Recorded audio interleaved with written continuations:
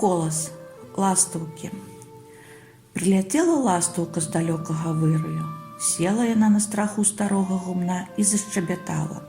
Вясёленькая песенька яе так і пасыпалася па ўсім двары мілым шчэбетам.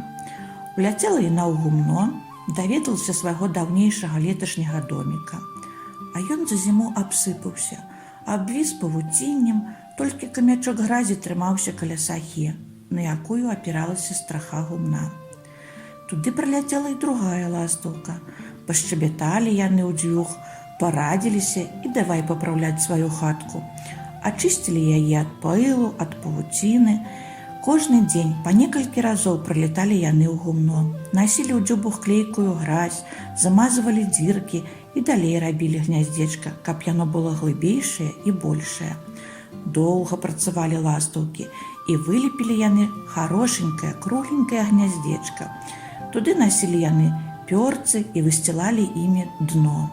Самічка-ластавачка несла там свае маленькія, рабенькія яечкі. Праз тыдню два з яечак выйшлі голенькія маленькія птушачкі з жоўценькімі роцікамі. У тое гумно часта прыходзіў гаспадарскі сынок Пятрусь. Любіў ён, лёгшы на сене, пазіраць, як клапаціліся старыя ластаўкі, носячы корм для сваіх маленькіх дзетак. А маладзенькія ластавачкі садзіліся ў гняздзе ў рад і разяўлялі роцікі, як толькі прылетала да іх якая-небудзь старая ластаўка. Старыя клалі корм кожнай па чарзе. Пятрусь любіў на гэта пазіраць і, лежачы, ціха сам сабе смяяўся. У Петруся быў сябра, сын суседа, яго равеснік Антось. Завявіліся неяк заневажта хлопцы. Хітры і нягодны Антось, каб зрабіць злое Петрусю, прыйшоў раз у гумно, як не было Петруся там, і спароў тычынную гняздо, а сам уцёк. Бедныя, нявінныя птушачкі паскідаліся на сена, жаласна зачырыкалі старыя ластаўкі, біліся, ляталі, кружылі над беднымі сваімі дзеткамі. Пачуў Пятрусь іх трывожны крык і кулем кінуўся ў гумно. Кот мусіць, падумаў Пятрусь і ўзяў аскабалак, каб пачаставаць ласуна шэрага кота. А як забілася яго сэрца, як убачыў ён, што гнязда не было. Старыя ластаўкі кружыліся каля самага Петруся, усё роўна як прасілі ў яго помачы. Шкада была Петрусю маленькіх птушачак. Сядзелі яны бедныя ў куточку і разяўляліся. Доўга думаў добры Пятрусь, як памагчы няшчасным дзеткам-ластавачкам. Усіх было цэлых 5. І вось што прыдумаў Пятрусь. Узлез ён на гумно, выдраў на самым валу ямку, абклаў яе пер'ем і збудаваў хітрае гняздзечка. Потым ён пабраў у шапку маленькіх ластавачак і палез з імі на гумно. А каб шапка не перашкаджала яму лезці, ён узяў яе ў зубы. Узлезшы палажыў ластавачак у зробленае ім самім гняздзечка. Старыя ластаўкі лёталі над Петрусём, яны не ведалі, што будзе рабіць з іх дзеткамі дабрадзей іх Пятрусь. Паклаўшы ластавачак, Пятрусь злез з гумна і адышоўся, каб не баяліся яго старыя ластаўкі.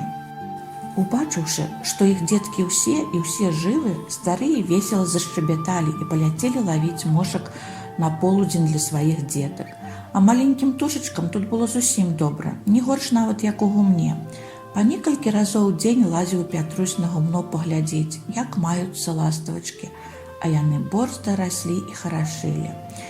Як толькі падымалася хмара, збіраўся дождж, Пятрусь кідаў работу, лазіў на гумно і накрываў гняздзечка разам з ластавачкамі, каб не нацякло туды вады.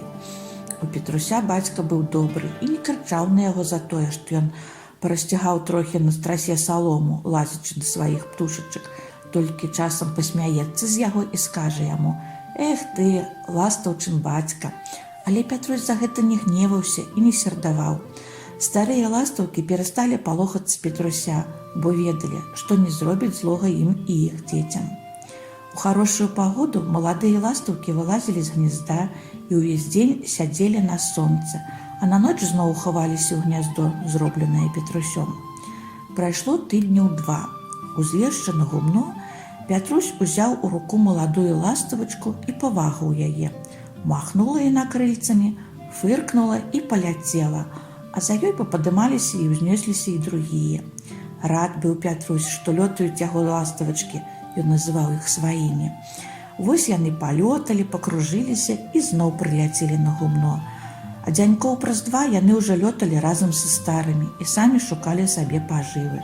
Вось як Пятрусь даў шчасце добрым нашым прыяцелям, ластаўкам.